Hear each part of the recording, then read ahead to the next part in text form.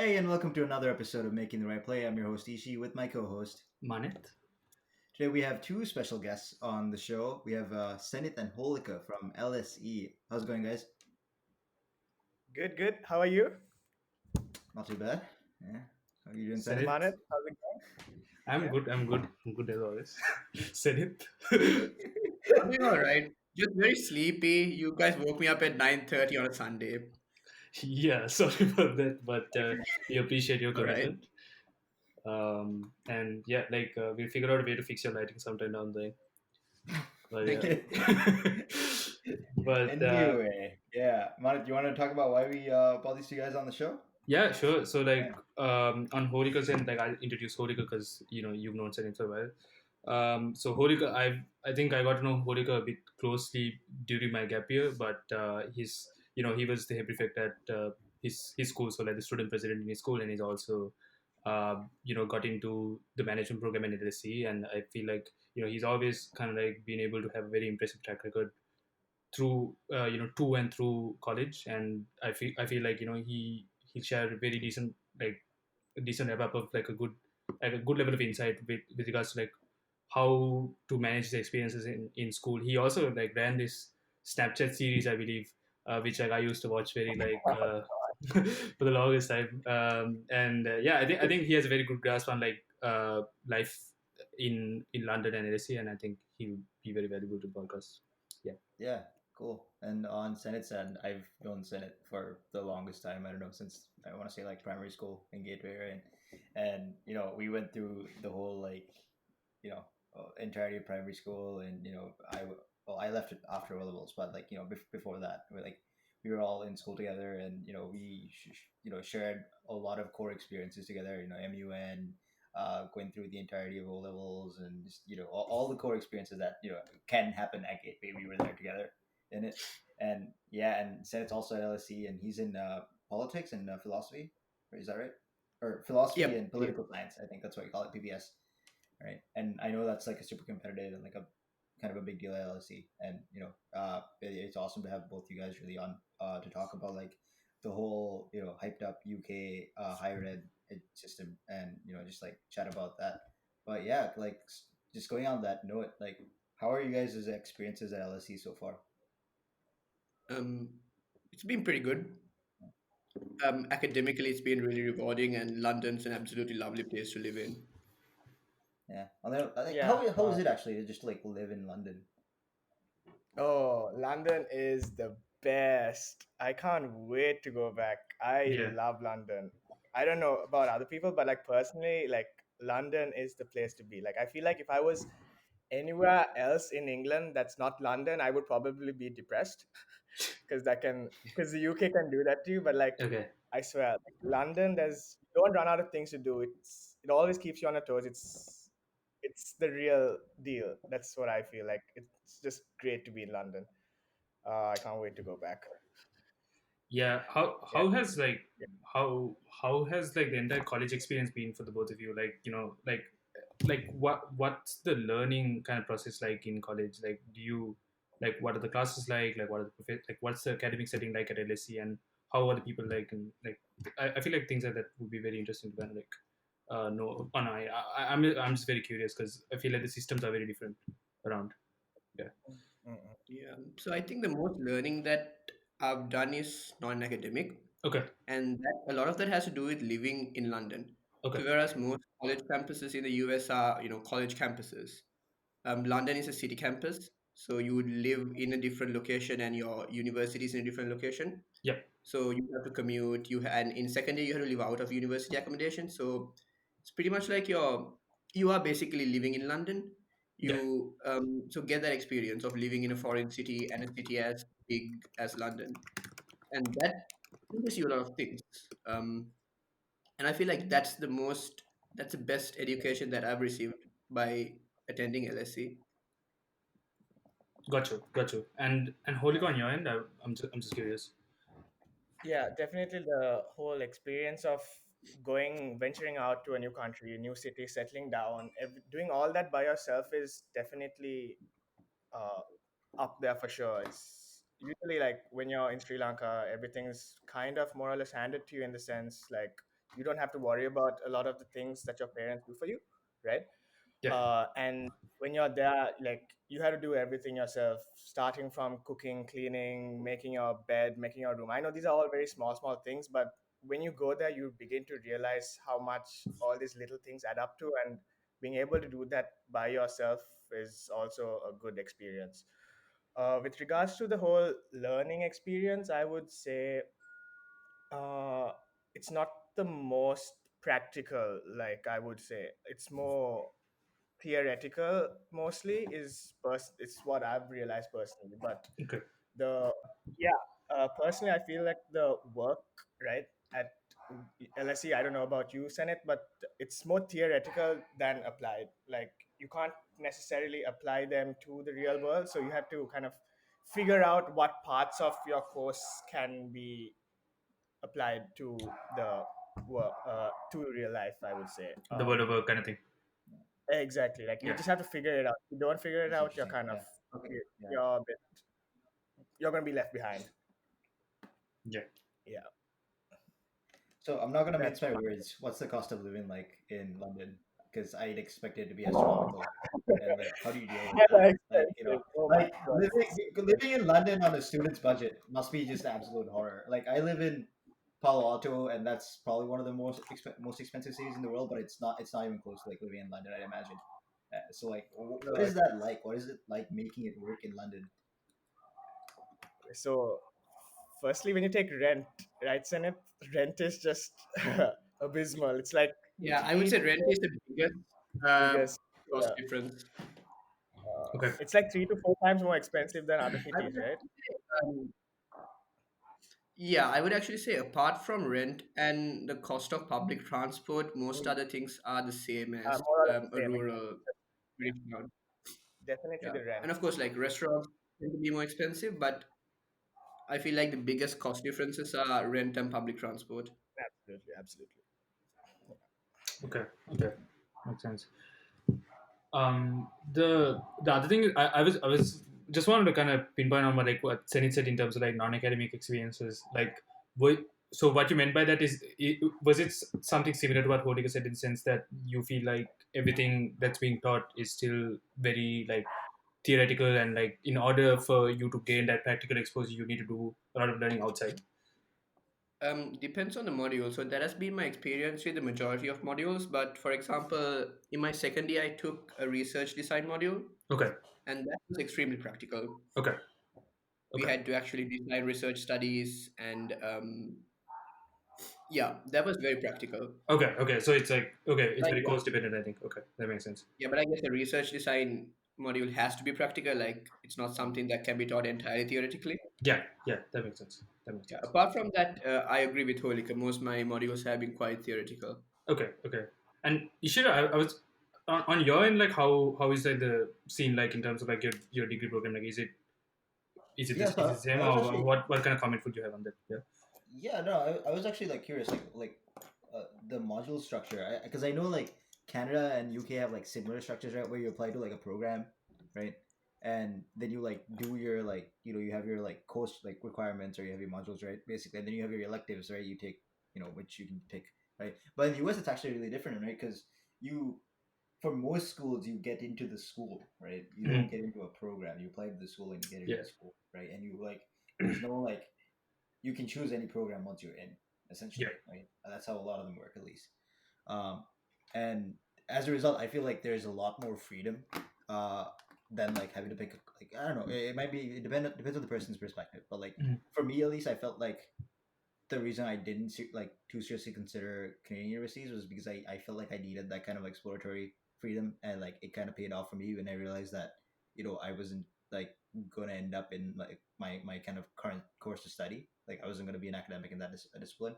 Yeah. So like yeah, like 100%, like for us, you get to pick between courses that are extremely theoretical. Like if you're doing physics, you can take like quantum field theory, all of that stuff, and you can expect to not make like social application of it for many years, or you can go straight into like a UI UX design class, right, in the CS department, and you can Yeah. like literally work on a software project that is like some sort of open source project, and make Yeah. your contribution to that project Mhm. your for like class project or something like that. So like there's a big spectrum, and I think it probably depends on your major.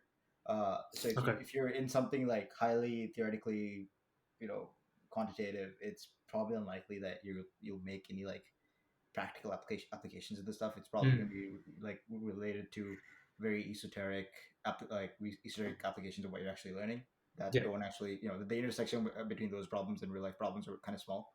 Yeah. But but with something like CS, or like mechanical engineering or EE, there's a lot of places where you can actually like just go straight from like the classroom to industry, or sometimes the classroom is industry for us.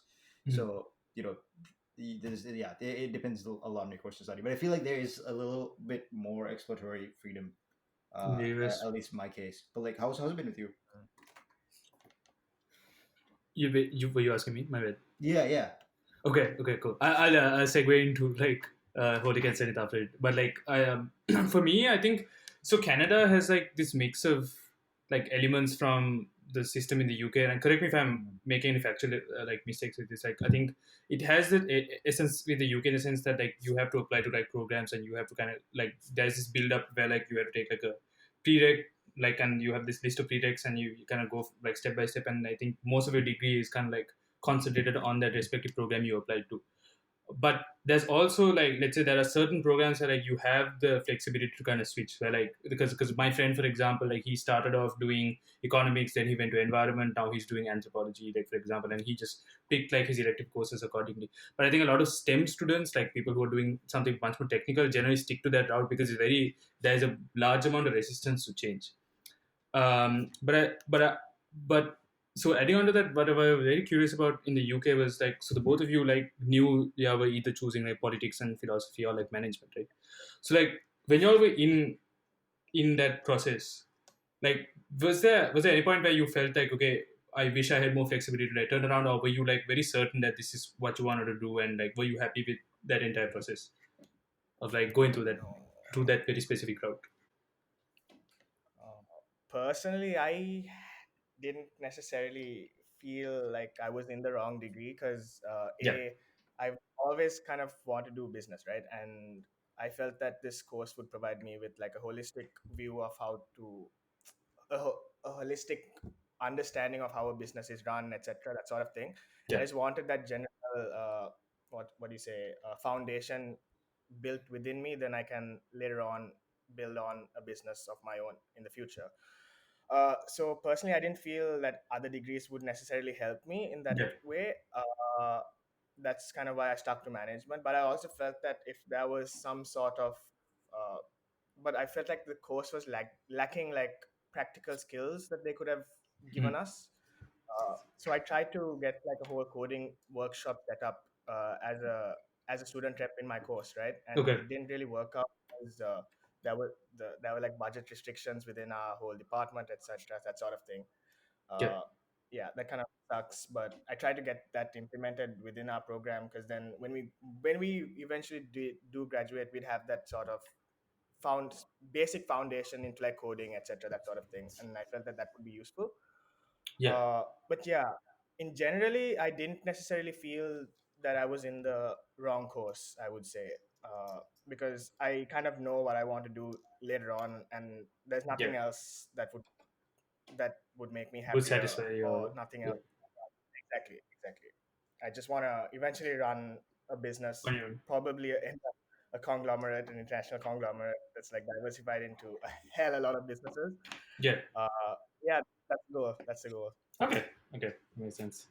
Senator, where were you? Because I know on Senator like you had a lot of interest like going in, but you also chose like this kind of like the politics and philosophy route. I was wondering if what your thoughts were. Yeah.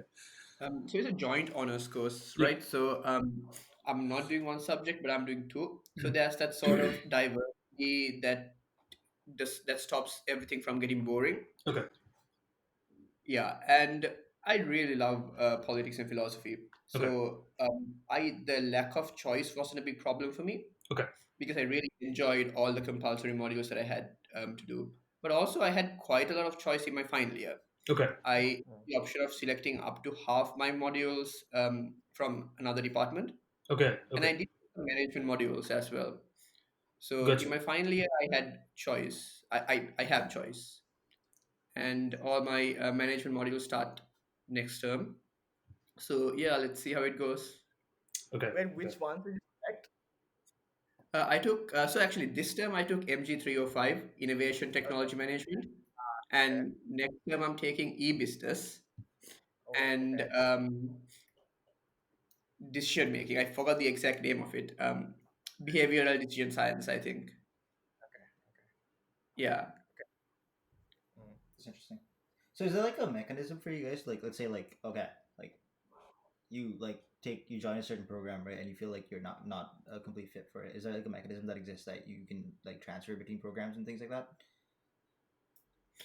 Yeah. So at LSE, you can transfer between programs offered by the same department, Okay. Okay. Same. Yeah. and But they are there is a time relatively. frame though. Like I think within the first 3 or 4 weeks, if you want to change, you can change. But like beyond that, then you're stuck to that Yeah. program. You can't change after certain deadline is passed. Okay. Because like my kind of main like I feel like I would have a couple of problems with that because like like I had this kind of weird experience. I guess it's story time, but uh, I had this weird experience when I was taking physics as effort, and like this was in my sophomore year, my second year, right? I was in intro quantum mechanics, right? The first like real quantum class we take. We take a baby quantum class before that, but and it was a class that they really taught me like how goddamn stupidly smart the people there are, right? Because for the first time in my life after a midterm, I ended up in the lower quartile after a midterm, right? And I was What? just like, wow, What a like flex. maybe. I mean, come on, Manat. I don't think you ended up in the lower quartile in your time in high school. I feel like none of the people here in this conversation have. But like, I'm just being real here, Yeah. Yeah. and Go ahead. yeah. So like, yeah, so like, and then like from there, like I was like, oh, am I really like cut out to be here, right? So like, should I like start? I guess I was like second guessing myself because in retrospect, I just I had studied, but like whatever. But like I think at that point I was kind of looking for an out and Yeah. a little bit, but I was glad I was looking for an out because that made me like consider CS and like start looking at like computer science as like a serious option to like dive into, and I like I never ditched physics completely, but I like started like harnessing this love for computer science, and then like that kind of opened up a pathway to me, and then those are two different departments in Stanford, so like I feel like I enjoyed that flexibility that came from it. But like, yeah, have you guys had any like bad experiences at LSE? It sounds like it's all been like sunshine and rainbows. Uh, yeah, no, I would say like definitely like when you're at school, you're so used to being like smartest, right? Like I don't mean to, like brag or Yeah. whatever, Yeah. but like you know Yeah. what I Yeah. mean. Yeah. Yeah, Makes sense. Yeah. yeah, Like you're so used to being like top two, top five, even top 10 of your entire grade, right? And then when you come here and you see how crazy smart everyone is, like they pick up on theories, they pick up on everything like that, and I'm just like, Yeah. bro, what? Like, Yeah. like Yeah. Yeah. at this course of econometrics, right? Like Yeah. it's so shit. It's so hard. Like Yeah. last year, I don't think mm, I spent the most time studying that course, and I still got a 2-1. And other people are getting like high 80s, high 90s, and I'm just stuck with my 60s, like low 60s, and it's so annoying. Like I still don't understand the course, no matter how hard I studied. Like I still don't Yeah. understand the course. I don't know what the course is about. I mean, I Yeah. do to some extent, but like you know what I mean. Yeah. Like it's like when you're at LSE, like personally, I feel like I'm the dumbest person in the class. Like I don't know Yeah. why. Like it's crazy, like the difference, like because it's Mhm. essentially the cream of the crop, and I'm the worst of the cream of the crop, kind of thing. Dude, I would say, but yeah, I yeah, feel that I it's felt that just exact same way, like I in feel like physics. everyone goes through this. I feel like even people who It do is, really well in the class feel that way in some ways. I think. yeah, Yeah. it's just mad how smart people are. Like you thought at school, like people, the smartest people in your grade were like the smartest they can ever Great. be, and then Yeah. Yeah. when you brought it out, it's Kind like of burst your bubble. yeah, Yeah. Yeah. exactly. Yeah. I'm not sure if you had like a oh shit moment, Senith, but yeah, definitely I did. Plenty, plenty. But I feel like that's a good thing. I Yeah. mean, I feel like if you are the smartest person in your high school, and the smartest person in the class at uni, then you're clearly in the wrong uni, I think and you so could too. have. Yeah. Yeah, for sure. yeah, yeah. Yeah. I think it's like an important kind of awakening that a lot of like high Yeah, achievers like go through at some point in yeah, their university life, and it's yeah, like it's there for a reason. It happens for a reason, and It's a so like humbling experience. Yeah, yeah, Yeah, it's definitely. a yeah, hard. I feel like it's I didn't necessary, right? Like to get to like the next level, like because I feel like we all kind of like hit a because we were very satisfied with what we were doing in high school, yep, and then yep. you come here like, okay, no, let's take it a notch. Let's like put it up a notch, and forces you to push yourself further, yeah, right? Like it forces yourself to push yourself a bit further, and yeah, like yeah. I think so. Like okay, through everything, like like like and like like these people could like socialize, like do all do it. this stuff, like extracurriculars, everything, and like they still get better grades. I'm still in my room studying, and that was the first semester thing. And I think I just got used to like studying smart. I think with time because like I think that's what people do better here. Like they just know how to partition their time really well. At least that's what I feel. Yeah, but yeah, Yeah, it's like it's a disheartening experience, but at the end of the day, like you either broaden your horizons or you deal with it, right? That's how we yeah, get across like yeah. a lot of the things that happen to us at uni. So like it builds character, and like it's an important part of going to uni. Just like the fact that you're not a big fish in a small pond anymore, especially when you go to big colleges, right? And like there are some people who would be rather uncomfortable in that kind of situation, right? So it's important. Like this is one of the reasons you want to like like know what the culture of a uni is like before going there, right? Like there are some people who would prefer to be a like in a smaller pond, or sorry, in a in a smaller pond, uh, than LSE or Stanford or McGill, right? So like just you got to make those choices wisely so that when this kind of thing does happen, you'll be able to handle it. But I guess moving on, right? So you guys are both in your last years, although there's some like gap year and COVID, I guess like COVID related stuff going on right now. So, but like what at the completion of your programs, what do you guys have in the on in the future on the horizon? Yeah, So I think I'm applying to master's courses in the UK, Yeah. and if I get into them, I will be taking a master's program next year. After that, I'm not exactly sure what I want to do. That's fair. It's yeah. not very. Are What? masters funded in the US, in the UK? Yes, you can. There are very generous scholarships on offer. Okay. Beautiful. Okay. Yeah. It's the undergrad that's relatively a bit harder to like fund, right? Yeah, it's very hard to get a Okay. scholarship as an international student. Definitely. Okay. We rarely get scholarships, right? Senate, like Yeah, very. I'd say almost never. Like I haven't heard of anyone who got a scholarship to study in the UK. People in Loughborough tend to get more scholarships than anywhere else, is what I've heard. Like I know like two or three Okay. people that gotten scholarships to Loughborough. Are they Yeah. sport based or academic? I'm not 100% sure, but like I definitely remember some people getting scholarships there. Okay. Okay. Yeah. Interesting. Interesting. So for me, Yeah. okay, so I know what my end goal is, right? So like what the end The is for company. me. Yeah. Yeah. Yeah. So after uni, I'm not 100% sure what I want to do, but I know I know what I want to do. It's just a matter of formulating the steps to get there. Yeah. So I'm not sure where I want to live. So everything is still very, very uncertain for me. And I suppose that's okay because I still have the rest of this year to figure out what exactly I want to do, Yeah. which is good. So it's just a matter of formulating the steps to get to my end goal. The specifics, you just need to iron out the specifics, I guess. Exactly. Yeah. So Yeah. probably just framework would probably be just to work somewhere for 5, maybe 6 years, get that hands-on experience, and then start something of my own, whether it be abroad or whether it be in Sri Lanka. Start something of my own and then kick it off from there. I like that. Okay. And Senith, like for your master's program, like what kind of programs were you looking into? Like what field? Management. Okay. Yeah, So like primarily MBA programs, like Sorry. no, so like Uh, MBA, not not MBA. because Okay. MBA are post experience. Okay. So Okay. Okay. Okay. Okay. these are the masters in management and an MPhil in management, Okay. which are mostly relatively pre-experienced programs. Gotcha. Gotcha. Gotcha. Gotcha. Yeah, they're also quite academic programs that sort of give you an academic background in business, as opposed to an MBA, which tends to be a bit more practical. Right. Right. Right. That makes sense. And Holika, you're not planning to do like a master's, right? You're planning to move into industry, like you said, if I'm not mistaken. I must That's have missed that. also I'm not 100% sure because I don't want to be Okay. stuck stuck in academics again, right? Because I just want to get out to the real world and start hustling, get the practical experience that I haven't really gotten. And this year has provided me a lot of practical experience, definitely. So this year allowed me to like work and find out what sort of skills are actually necessary and what sort of skills can actually be used in a normal corporate field. So that sort of thing. So when I go back, I'm probably gonna work on those skills, build on those skills when I get there. Gotcha. Gotcha.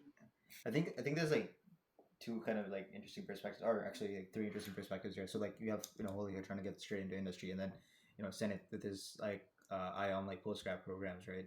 And I feel like during this kind of phase of humanity that we're kind of going through with COVID and everything, like it's very easy to like be forced to like tread water at some point, right? You're essentially like you're trying to keep your head up, right, and trying to make some progress, but like it's important that you realize that that's completely fine. Like for me in my case, like I have no particular direction in which I know I want to go post grad, right?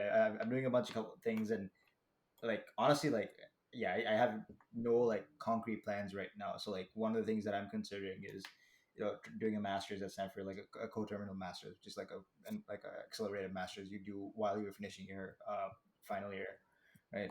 Uh, so I'm doing that, and like I had a conversation with one of the principal investigators at one of the labs I work with, Yeah. and this guy is he's a professor, and he's taught for a good 20 years at different universities, Stanford included, and he was basically telling me that like people need to like take it easy on themselves out of college, and Yeah. it's important to realize that like college is not where you figure everything out, right? At least for Yeah. like the average person, it's not where you figure out the rest of your life direction. Yes. It's kind of a stepping stone to give you the tools to figure that out.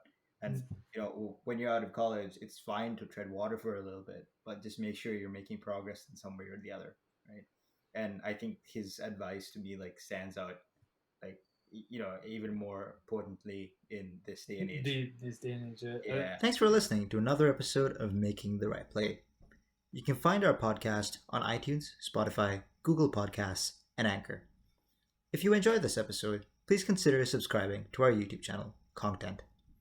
This will keep you posted on new episodes, bonus content, and blooper reels. We hope you make the right play.